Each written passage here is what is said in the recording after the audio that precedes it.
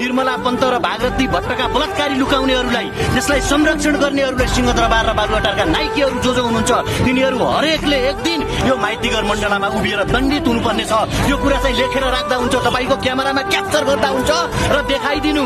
हामी यहाँ छौँ भन्नेका कार्यकर्ताहरूले, साइबर सेनाहरूले आफ्ना नेताहरूलाई, आफ्ना गठफादरहरूलाई, आफ्ना मालिकहरूलाई यो सन्देश पुगाइदिनु।